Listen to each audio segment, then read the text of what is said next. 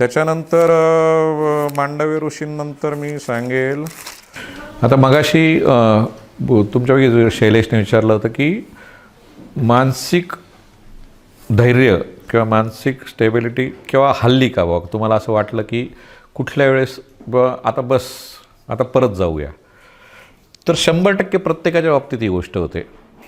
असं कोणीच म्हणू शकत नाही की मी गेलो आणि मी ठरवलं होतं आणि मी करूनच आलो, असं काही कोणाच्या बाबतीत होत नाही. माझ्या बाबतीतही किमान 3 ते 4 वेळा असं झालं की आता आपल्याच्याने हे शक्य नाही. सगळ्यात पहिल्यांदा जे झालं ते परिक्रमा चालू केल्यानंतर साधारणतः 5व्या दिवशी आम्ही परिक्रमा ओंकारेश्वरून चालू केली. पहिला मुक्काम मोरटक केला होता, दुसरा बकावाला केला, तिसरा अजून एक केला आणि चौथ्या मुक्कामाला आम्ही खलघाट क्रॉस करून, म्हणजे आपल्याला इकडून जेव्हा नाशिककडनं आपण जेव्हा इंदोरकडे जातो तेव्हा रस्त्यात खलघाट लागतो, खलघाट क्रॉस करून आपण पुढं गेलं की त्या दिवशी आमचं असं ठरलं होतं. म्हणजे आता सुरुवातीला नवीन काय एकदम पहिल्या दिवसापासून तुम्ही 30 आणि 40 चालायला लागले तर 100% त्रास होतो. पण सुरुवातीपासून मी ठरवलं होतं की पहिल्या दिवशी एक 12-15 किलोमीटर चालू, मग 25 किलोमीटर चालू, मग 30 चालू, असे टप्पे ठरवून घेतले ते. पण दुर्दैवाने काय आलं, त्या चौथ्या दिवशी आम्ही ज्यावेळेस खलघाटला पोचलो, आता मी चालू केलेली होती परिक्रमा ऐन एकादशीच्या दिवशी, तर एकादशीच्या दिवशी परिक्रमावासी हजारोनी निघतात.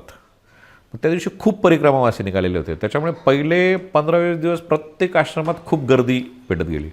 तर जेव्हा खलघाटला गेलो त्यावेळेस त्या दिवसाचं टार्गेट आमचं जवळपास संपलेलं होतं. एक 25 किलोमीटर 24-25 किलोमीटर आम्ही आलेलो होतो आणि आता इथं आपण खलघाटला मुक्काम करू बा असं डोक्यात होतं. पण दुर्दैवाने खलघाटला काही आमची मुक्कामाची सोय झाली नाही. मग तिथून असं कळलं की इथून पुढं बुवा 7 किलोमीटरवर चिचली म्हणून गाव आहे. खलघाटला आम्ही काहीतरी 3:30-4ला पोचलो होतो. चिचलीला गेलं की मुक्कामाची सोय होऊन जाईल, तिथं कमी लोक असतील, म्हणून आम्ही ते 7 किलोमीटर चालायला सुरुवात केली. आता दररोजचं म्हणजे डेलीच्या परिक्रमेमध्ये तुम्ही कधी 25 चाला, 30 चाला का 40 चाला, किती चाला, पण शेवटचे जे 3-4 किलोमीटर राहतात ते तुमची इतकी परीक्षा पाहणारे राहतात की तुम्ही इमॅजिन पण करू शकत नाही. ते 3-4 किलोमीटर म्हणजे तो अख्ख्या दिवसभराचा प्रवास आणि शेवटचे ते 3 किलोमीटर. तर ते चिचलीला जेव्हा जात होतो आम्ही, ते चिचलीचे ते पहिले 2-3 किलोमीटर झाले, पण नंतरचे जे 4 किलोमीटर इतके जीवावर आले. आणि त्यावेळेस नुकतंच पायाला फोड यायला सुरुवात झाली होती. पायाचे फोड माझे बऱ्यापैकी मोठे झालेले होते. तर शूज होते, ते शूज काढून फेकताना दुसरं पादत्राणं नव्हतेच. मग आम्ही चालत गेलो, चिचलीला पोचलो. तर त्या दिवशी योगायोगाने पाऊस होऊन गेलेला होता. तर पाऊस असल्यामुळे संपूर्ण गावामध्ये चिखल, गाळ, घाण प्रचंड आणि परिक्रमावासी रोज हजारो निघत असल्यामुळे तिथं त्या गावामध्ये देखील शौचाची घाण असेल किंवा काठावर खूप घाण झालेली होती. आणि परिक्रमेला जात असताना आपण मनात काहीतरी एक प्रायर विचार घेऊन गेलेला असतो आणि जे मी माझ्या डोक्यात होते फिक्स की मला परिक्रमेला गेल्यानंतर ह्या 3-4 गोष्टी मला पाहिजेत बा. एक माझ्या डोक्यात एकदम कन्फर्म होतं की तिथं गेल्यानंतर आपल्याला एकतर नामस्मरण करायचं आहे. दुसरं माझ्या डोक्यात होतं की परिक्रमेला गेल्यानंतर आपल्याला साधू महंत भेटले पाहिजे बा. साधू महंत इट नॉट किंवा एकदम हिमालयात जप करणारे साधू, पण जे कोणी पुण्यात्मे असतील किंवा जे त्या लोकांची चर्चा करता यायला पाहिजे. अध्यात्मा रिलेटेड आपल्या काही डाऊट असतील किंवा चर्चा असेल किंवा त्यांचा नुसता सहवास जरी झाला तरी ते एक झालं पाहिजे. असे काही कन्सेप्ट आणि तीर्थक्षेत्रचं दर्शन नीट व्यवस्थित व्हायला पाहिजे बा. तर चिचलीला तिथं पोचलो तर तिथं नेमकी आमची व्यवस्था म्हणजे तिथं गावात रेग्युलरली परिक्रमावासी कमी जातात म्हणून त्यांनी तिथं एक सार्वजनिक सभागृह होतं. त्याच्यात साधारणतः एक 40-50 लोक मॅक्झिमम बसू शकतील एवढी ती जागा. पण त्याच्यात ऑलरेडी जवळपास 60-70 लोकं भरलेली. गावात प्रत्येकाच्या बाहेर ओट्यांवर माणसं बसलेली आणि आम्हाला एक छोटंसं मंदिर, म्हणजे एकदम छोटं मंदिर आणि त्याच्या बाहेर शेड टाकलेलं होतं. आम्हाला 3 जणांना तिथं भेटले, आसन लावायला जागा भेटली. त्या दिवशी पावसामुळे माझ्या अंगात खूप ताप भरलेला होता, सर्दी खोकला झालेला आणि दिवसभर चालल्यानंतर मग संध्याकाळी आता आपण फ्रेश होऊ, वॉशरूमला जाऊन या असं म्हणून मी जागा शोधायला लागलो. तर जिकडं पाहावं तिकडं घाण. तर मला ते सहनच होईना. ती इतकी निगेटिव्ह एनर्जी डोक्यात घुसली की आपण याच्यासाठी नाही आलो बा. म्हणजे एकतर आपण म्हणजे आत्तापर्यंतची शरीराची सवय अशी की कुठे जाणार तर ते गावात आधी जाऊन बघणार की इथं 5 स्टार हॉटेल आहे का, 3 स्टार हॉटेल आहे का, खायला कुठं चांगलं भेटेल, झोपायला कुठं चांगलं बसेल, सगळे बुकिंग. आणि इथं जाऊन ठीक आहे मी हे सगळे ॲडजस्टमेंट करतोय देवा, मी तुझ्या दारात आलेलो आहे आणि मी हे सगळे ॲडजस्टमेंट करतो आहे, मी कुठेही झोपतो आहे, ठीक आहे मला झोपायला दे, मी तिथेही झोपेल, ठीक आहे मला तू नाही गावातलं सगळ्यात भारी रेस्टॉरंटमध्ये तू जे देते ते खाते, पण हे काय हाल आहेत बाबा, मला जड वॉशरूमला जायला जागा नीट नाही, मला आज त्रास होतो आहे, असे मी ते मयेशी मनातल्या मनात भांडायला सुरुवात केली की नाही बाबा हे असं असेल तर आपल्याला काही परिक्रमा करायची नाही. मग मी बायकोला फोन केला, तिला म्हटलं बाई माझं कदाचित असं दिसतं आहे की आजचा शेवटचा दिवस आणि उद्या मी कदाचित परत येईल. मग तिने मला तिथून फोनवर सांगितलं मग तुम्ही परत कशाला येतो, तुम्ही एक काम करा गाडी मागून घ्या आणि उरलेली गाडीने पूर्ण करून घ्या. तोपर्यंत माझ्या डोक्यात तो विचार नव्हता की आता बस आपल्याला परत जायचं, पण तिने सांगितलं म्हटलं हां आपण असाही एक विचार करू शकतो. मग तिथं झोपायला जागा नाही म्हटल्यानंतर मग मी गावात चौकस रीतीने जरा एक चक्कर मारला तर एक जरा बरा वाडा दिसला. मग त्या घरात गेलो, मी त्या बाबाला सांगितलं की बाबा असं असं आहे, मी आलो आहे पण मला खूप त्रास. हां त्याच्या आधी मी एका किराणा दुकानात गेलो आणि त्या किराणा दुकानवाल्याचं छोटं गावातलं किराणा दुकान म्हणजे काय 2-4 डबे ठेवलेले छोटंसं दूर. मग त्याला म्हटलं की बाबा मला त्रास खूप होतो आहे, तर मला एक तर तुमच्याकडे वॉशरूम असेल तर वॉशरूम यूज करू द्या किंवा मला तुमच्या इथं आसन लावता येईल किंवा आजची रात्र काढता येईल. तो ने बाबा जी इतनी बारिश हुई है और रात में कितनी होगी मालूम नहीं, मेरा आप अंदर आके देखो छत कभी भी गिर सकता है, तो आप रुकना चाहोगे लेकिन मैं ये जिम्मेदारी नहीं उठा सकता. मग त्यांनी नाही म्हटल्यानंतर म्हणजे त्यांनी नाही म्हटलं पण त्यांनी त्याची बिचाराची अडचण सांगितली. मग मी दुसरं घर शोधलं जे जरा पक्क दिसलं चारी बाजूनी. सुरुवातीला काय आपण असं फार विचार करत नाही, असं असतं की परिक्रमावासांनी कोणाच्या घरात झोपू नये. मग मी म्हटलं घरात नाही पण त्याच्या ओसरीत तर झोपू. मग एक चांगला पक्का वाडा बघितला, त्याच्याशी चर्चा केली. त्याने बाबाजी मेरे इधर वॉशरूम है लेकिन आप वो यूज़ नहीं कर सकते, पुढच्या बाजूला वॉशरूम आप यूज़ नहीं कर सकते, मैं आपको चाहे तो सोने के लिए जगह दे सकता हूँ. मग मी त्याला विचारलं का, तर नहीं ये वॉशरूम का जो सेप्टिक टैंक है वो फुल हो जाता है और आपको दिया तो फिर पूरे परिक्रमावासी आ जाएंगे ऐसा वैसा. त्याने त्याचे विचाराचे जे जेन्युइन कारणं होते ते सगळे सांगितले. मी म्हटलं ठीक आहे बाकी जाऊ द्या, आपल्याला किमान झोपायला तरी जागा भेटली. म्हणून मग मी माझं सामान घेऊन कसा बसा तिथं पोचलो. तर मी जाईपर्यंत म्हणजे हार्डली 5 मिनटाचा तेवढ्या वेळात 7-8 जणं तिथं घरात. तर मी गेल्यानंतर मलाच आसन लावायला जागा, अंगात फुल ताप. मग ते घरात म्हणजे ओसरीतून घरात आतमध्ये जायला जो दरवाजा होता तिथलीच फक्त पट्टी रिकामी होती 1-2-2.5 फुटाची. मग आता त्यालाही रात्रभर जाणं येणं म्हणजे जोपर्यंत ते झोपत नाही तोपर्यंत, म्हणून तोपर्यंत ती वळकटी तशीच ठेवून मी तिथंच बसून राहिलो. मग तशा याच्यात बाहेर गावात एकाच्या घरी त्यांनी जेवण ठेवलं, तिथं जेवण करून परत आलो, बसलो. मग ते जेव्हा सगळ्यांची झोपायची ते हे झाली तिथं झोपलो, गोळ्या घेतल्या आणि 100% निर्णय घेतला की आता आपल्याला परिक्रमा करायची नाही, उद्या सकाळी आपण परत जातो आहे.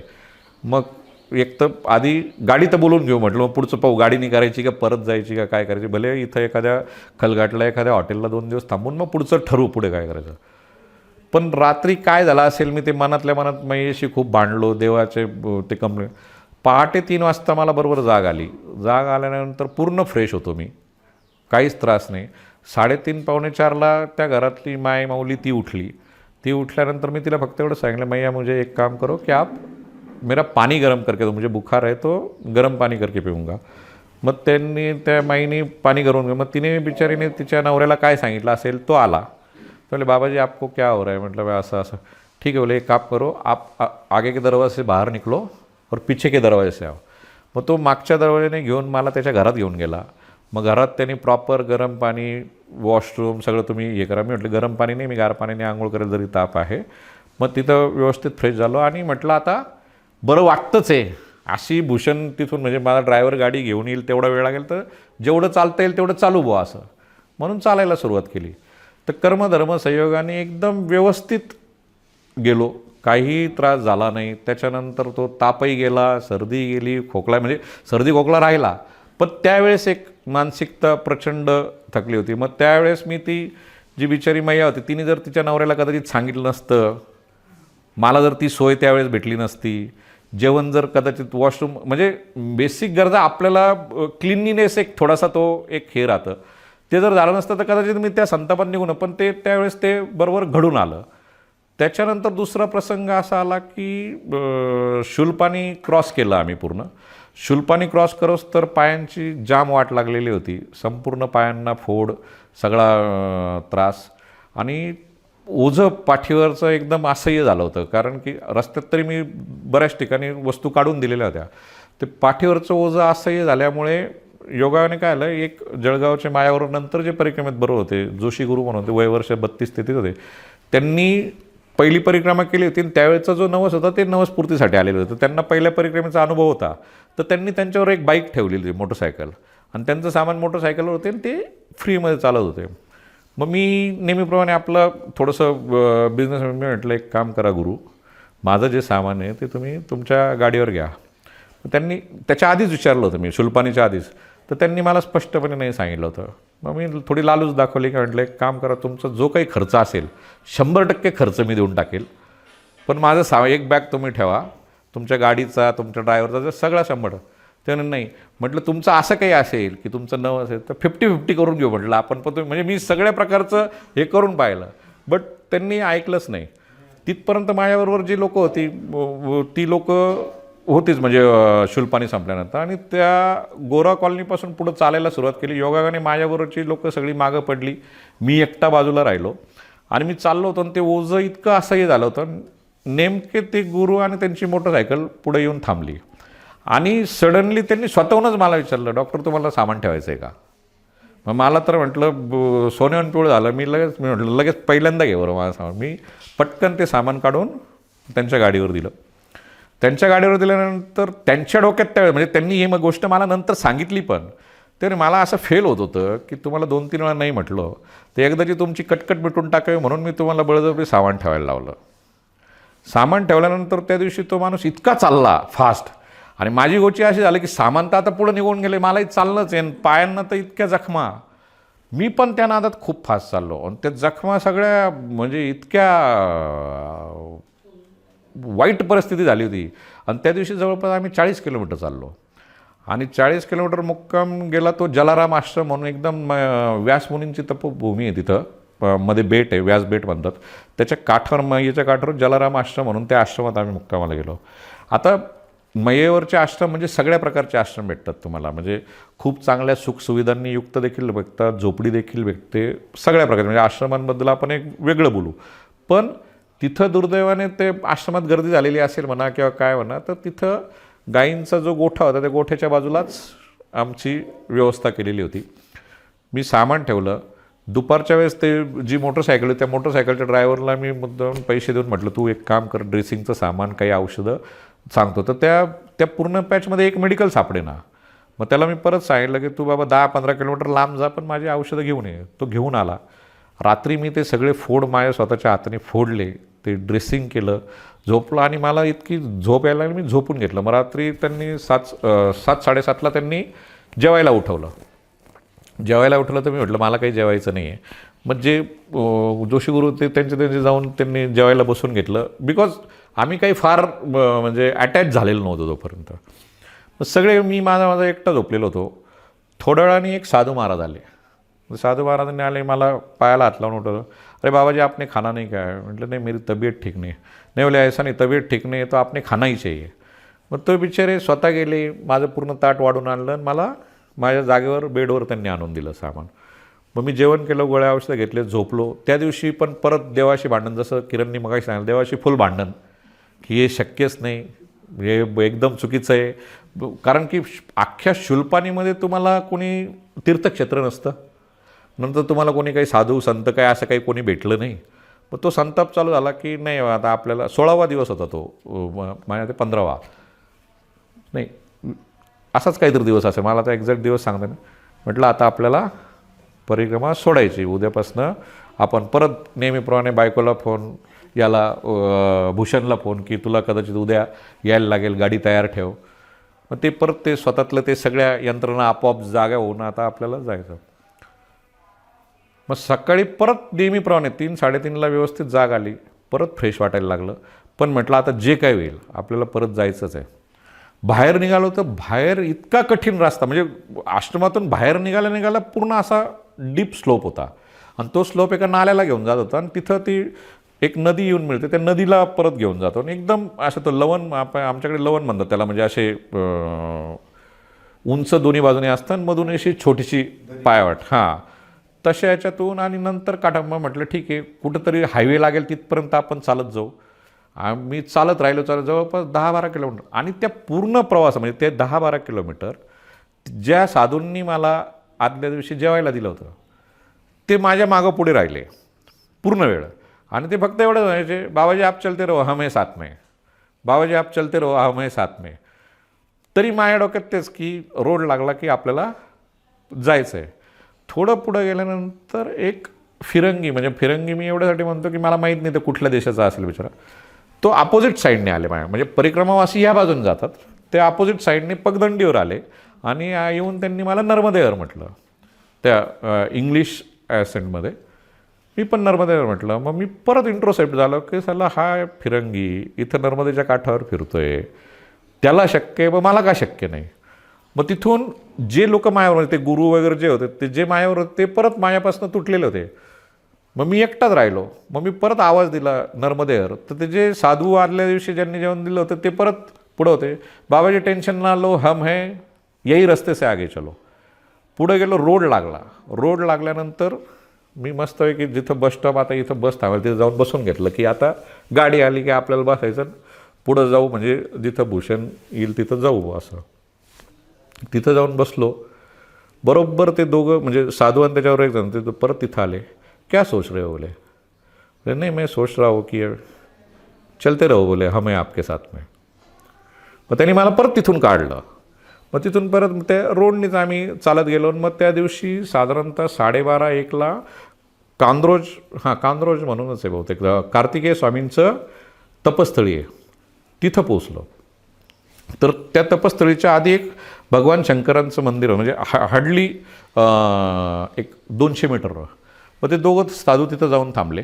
आता ही साधू महात्मा जे असतात ना ते शक्यतो आश्रमामध्ये थांबत नाही, ते जिथं निर्जन असेल किंवा काय अशा ठिकाणी. मग ते दोघं तिथं थांबले. मग त्यांना मी म्हटलं आप आ रहे नहीं बोले हम इधर रुकेंगे आप जाओ आश्रम में, आप आश्रम में रुको. मग मी आश्रममध्ये गेलो. मग ते जे जोशी गुरु होते मायागुरूचे त्यांना मी सांगितलं, म्हटलं आता माझं काही खरं नाही, मला कधी बरं वाटेल त्याच्यानुसार मी चालायचं का नाही, उद्या चालायचं का बरं, तर तुम्ही पुढे निघा म्हटलं, मी इथं थांबतो.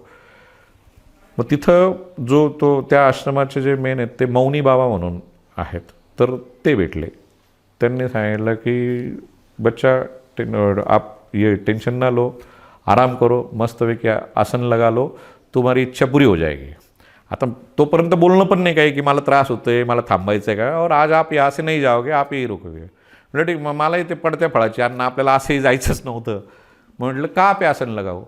बोले सामने शंकर भगवान जी की पिंड है, उसके सामने आपको जहाँ लगानी वहाँ लगा लो. एकदम असं मंदिराच्या समोर पिंडीसमोर मी आसन लावलं आणि पडून घेतलं.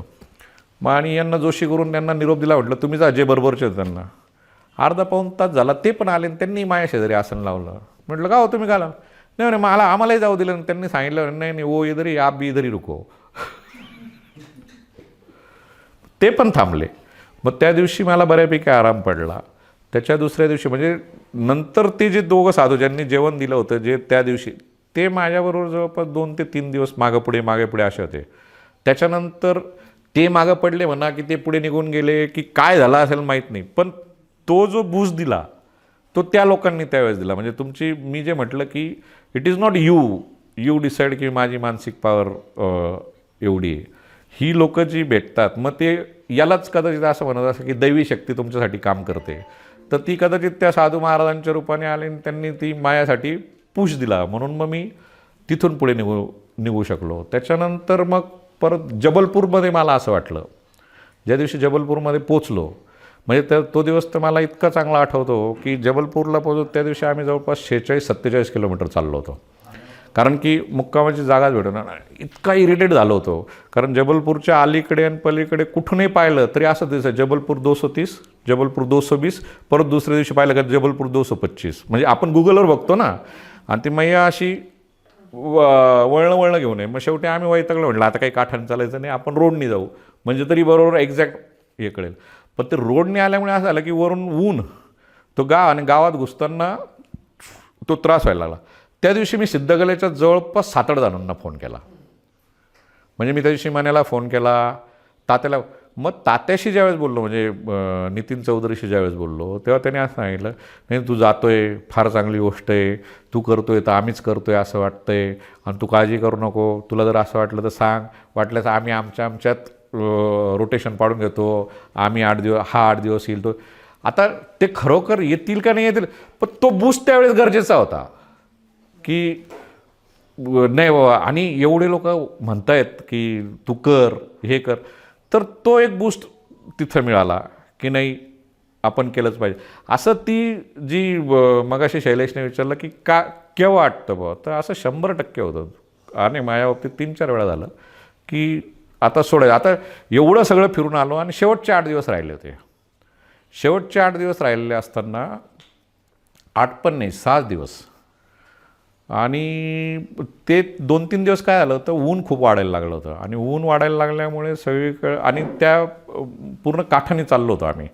तर काठाने चालत असल्यामुळे बऱ्याच ठिकाणी तिथं पुरी आणि बटाट्याची भाजी, तळलेली पुरी आणि बटाट्याची भाजी असं जेवण भेटत होतं. तर पूर्ण प्रवासामध्ये तेलकट खायची सवय राहत नाही तुम्हाला कुठंच, आणि ते अचानक 3-4 दिवस तेलकट आलं, वरून ऊन. तर त्या दिवशी मला हरदाच्या अलीकडे साधारणतः आम्ही 20 किलोमीटर होतो. त्या दिवशी मला, म्हणजे त्या दिवशी आम्हाला खरं जायचं होतं चितळेमय्यांच्या आश्रमात, पण ते ऊन आणि ते इतकं इरिटेट झालं होतं, म्हटलं आपण तिकडे काय जायचं नाही, आम्ही तिथंच ते जिथं त्यांच्या आश्रमाकडे रस्ता वळतो त्याच्या अलीकडेच तिथं एका गावात थांबलो आणि तिथं मुक्काम केला. त्या दिवशी रात्री मला 1:30-2 वाजता वॉमिटिंग चालू झाल्या. वॉमिटिंग चालू झाल्यानंतर सकाळी लूज मोशन चालू झाले, आणि तरी म्हटलं आता अशा ठिकाणी आहे की आपल्याला हरदा थोडंसं जिल्ह्याचं ठिकाण, तिथपर्यंत ते जाऊ. 20 किलोमीटर होता हरदा तिथून. मग आम्ही चालायला सुरुवात केली. तर मी रस्त्यात कमीत कमी 3-4 वेळा मोशनसाठी थांबलो, आणि प्रत्येक वेळेस तिथले गाव जे असेल ते कोणाचं तरी घर उघडून इकडून त्यांना सांगून वगैरे तो माझा कार्यक्रम चालला होता. मग एक गाव संपल्यानंतर एक असं व्यवस्थित मोठंच्या मोठं घर होतं. बरं ते MP मध्ये घरं जे आहेत ना, ते आपल्याला मूवीजमध्ये दाखवतो का, घरमध्ये आणि मोठ्या उंच भिंती ना, असं मोठं कंपाऊंड घातलेलं असतं त्यांनी. तर अशी घरं तिकडं. तर अचानक मी तिथून चाललेलं असताना एक मोठं कंपाऊंडचं गेट उघडलं. बाबाजी आ जाओ बोले अंदर, चाय लेके जाओ. म्हटलं आपल्याला पडत्या फळाची आज्ञा झाली, कारण त्याच्या आधी 2 ठिकाणी याच्या वॉशरूमसाठी जायचं म्हणून मी लोकांना, त्यांनी चहाला बोलवलं की माझा प्रश्न असायचा, वॉशरूम आहे की आपके पास. मग तू चहा नको बाबा, मी वॉशरूम यूज करून येतो. मग म्हटलं बाकी जाऊ द्या, आपण मध्ये जाऊ. मी गेल्यानंतर त्या सांगितलं, म्हटलं मला वॉशरूम यूज करा. मग त्यांनी प्रॉपर वॉशरूम, नंतर पाय धुवायला गरम पाणी, सोप वगैरे सगळे, ती मैया जी होती तिने खूप काळजीने केलं. ते झाल्यानंतर मी आता घरात तर जात नाही आपण, तिचं बाहेर याचं शेड होतं, कार पार्किंगचं शेड होतं. मी त्या कार पार्किंगच्या शेडमध्ये जाऊन असं जमिनीवर झोपून घेतलं.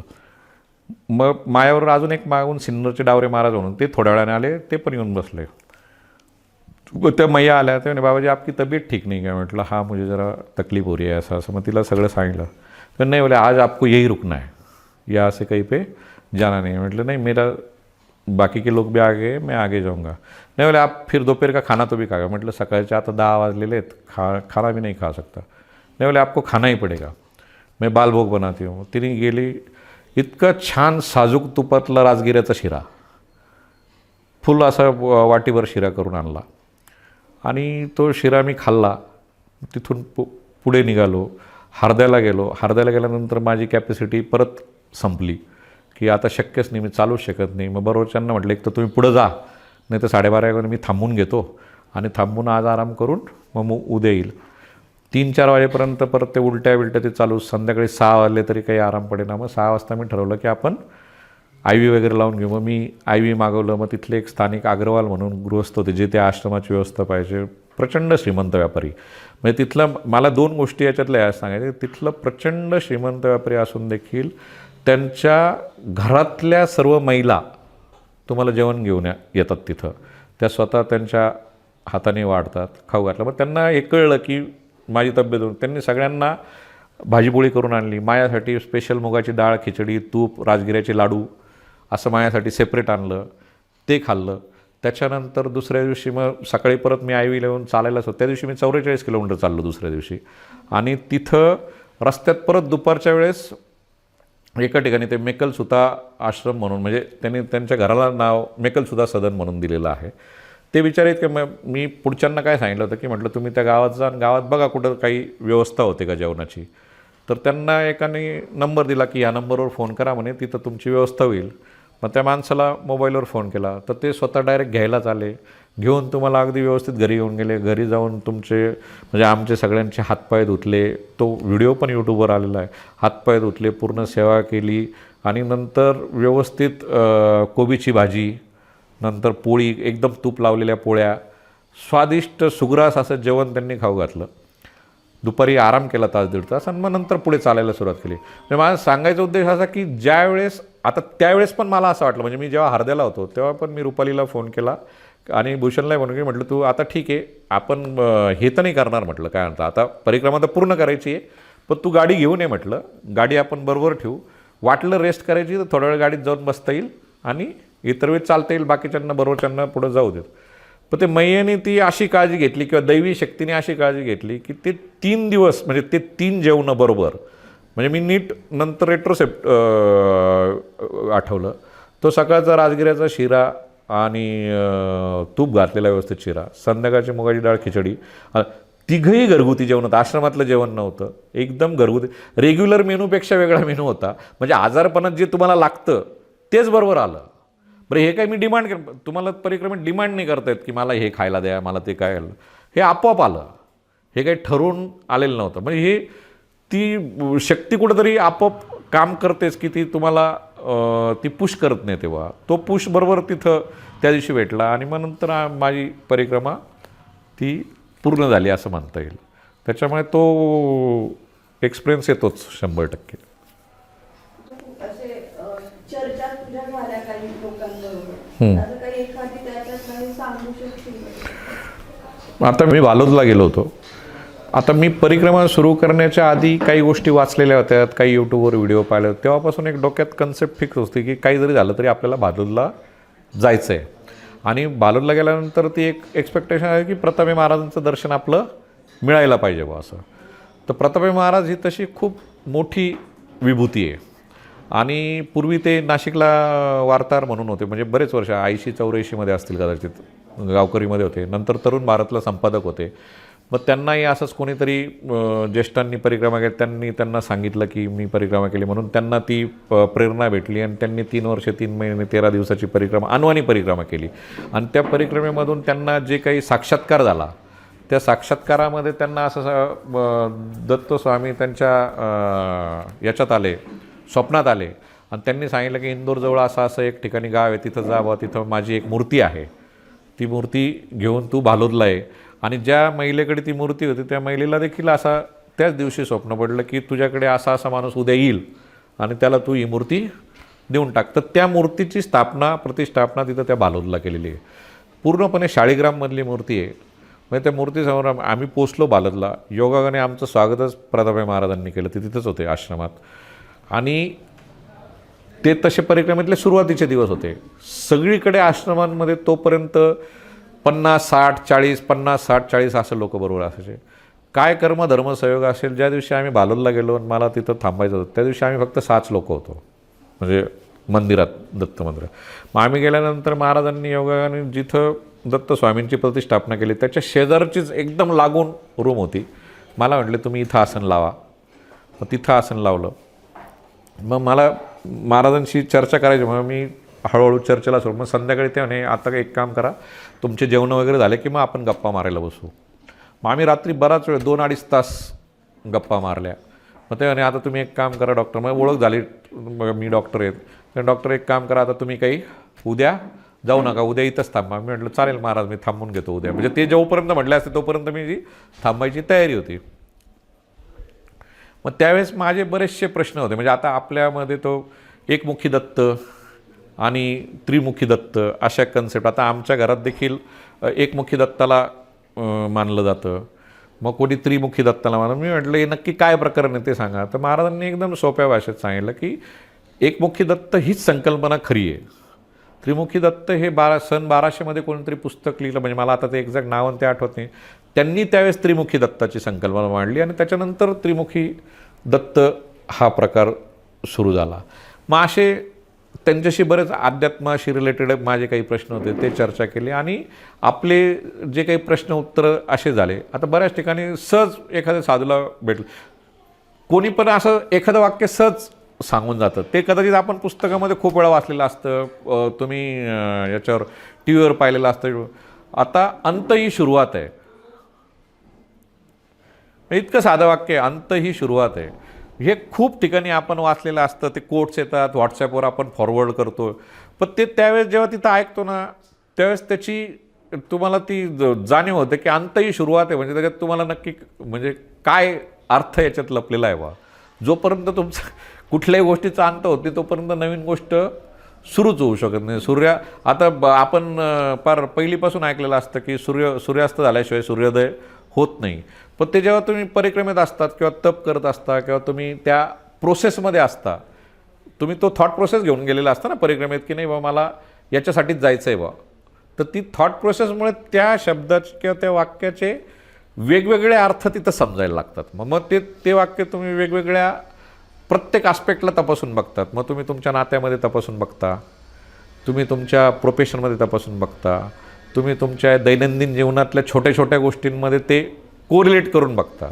आणि सगळ्यात चांगली गोष्ट काय असते का, आता आम्ही परिक्रमेत एक नियम फिक्स ठरवून घेतलेला होता की किती जण कोणाशी ओळख झाली, मी माझ्यापुरता नियम फिक्स होता की कोणाशी किती ओळख झाली तरीही ज्यावेळेस चालत असेल त्यावेळेस कोणाशी बोलायचं नाही, चालताना एकमेकाबरोबर चालायचं नाही, किमान आपल्यामध्ये 5-50 पावलाचं तरी अंतर पाहिजे, असं अंतर ठेवूनच चाललो. आणि मग ते पूर्ण वेळ नामस्मरण चालू होतं. आता नामस्मरण आपण अनेक प्रकारे देवाची भक्ती करतो. म्हणजे मी पण हे वाचलेलंच होतं की खूप प्रकारे कोणी दिवा लावता. आणि मी फार कर्मकांड मानणारा माणूस नाही. म्हणजे मी लिटरली, आता तुम्हाला पण आश्चर्य वाटेल, ज्यावेळेस इथून गेलो तर खूप लोकांनी तिथं गेलो, घाटावर संकल्प सोडला आणि संकल्प सोडल्यानंतर बघितलं तर ते प्रत्येकाची म्हणजे त्या पाठीवरच्या बॅगेच्या पावपट बॅग फक्त पूजेची होती. मग त्याच्यात ग्रंथ, त्याच्यात ते 7-8 प्रकारचे हळद, कुंकू, बुक्का वगैरे असे हे, नंतर दिवा, फोटो. आणि मी लिटरली काहीही नेलेलं नव्हतं. म्हणजे मला तिथं प्रश्न पडला की आपण तर काहीच आणलेलं नाही आहे. पण पूर्ण परिक्रमेत मी हळद आणि कुंकू आणि हे विकत घेतलं नाही, अक्षदा. आणि एकही माझी आरती अशी झाली नाही की ज्याला मला हळद कुंकू अक्षदा मिळाले नाही. माझ्या शेजारी बसलेला कोणतरी ते बरोबर हळद कुंकू अक्षदा भेटायच्याच, त्याच्याने मी कुठेही ते विकत घेतलं. नंतर ते मैयेसाठी आसन, म्हणजे जी आपण मैया नेतो, पाण्याची बाटली भरून घेतो आणि तिला एक कपडा म्हणजे वस्त्र राहतं, ते वस्त्र मी नेलेलं नव्हतं. तिथं संकल्प सोडत असताना मध्ये शेजारच्यांकडे त्या आमच्या एक माऊली होत्या, त्यांच्याकडे त्यांनी दिलं ते वस्त्र मी गुंडाळलं. त्याच्यानंतर पुढे जाताना अगरबत्ती, फक्त मी धूप नेलेला होता घरून. धूप नेण्यामागे माझा एकदम कन्सेप्ट पण क्लिअर होती की धूप नेला म्हणजे तिथं व्यवस्थित सुगंधही राहील, डास मच्छर बाकीचं काही राहणार नाही, संध्याकाळची सकाळची आरती झाली की बाकीचाही त्रास, असं मी त्या कन्सेप्टने धूप नेला होता. पण धूप फक्त पहिले 2-3 दिवसच लावला, त्याच्यानंतर धूप लावायची गरज पडली नाही. डासांसाठी फार मी ओडोमॉसपासून सगळं नेलेलं होतं. त्याच्यातलं फक्त म्हणजे एका ओडोमॉसच्या याच्यातलं काय थोडंफार संपलं असेल, ओडोमॉस लावायची कधी गरज पडली नाही. पण तिथं मी जे म्हणतो की कर्मकांड न मानता देखील ते मैयाने ते आपोआप करून घेतलं तुमच्याकडून. ते हळदी कुंकूही भेटत गेलं तुम्हाला. नंतर मध्ये एका गावामध्ये एक बाबा भेटले. आता ते अगरबत्तीला काय करायचो आम्ही, मग आता अगरबत्ती आहे तर मग तिथं ती जमिनीवरच कुठेतरी माती पाहिजे, त्याच्यात खोचून द्यायची का. मग एकाने बरोबर ते अगरबत्तीचं जे स्टँड असतं ना ते स्टँड दिलं. माझ्याकडे फोटो नव्हता मैयाचा, तिथं बरोबर मला असा छोटा फोटो त्यांनी दिला. म्हणजे हे आपोआप भेटत गेलं. हे काय बा आपण मागितलं मग मिळालं असं काय. तर ह्या गोष्टी होत चालतात, त्या शक्तीने मिळतात बरोबर असं.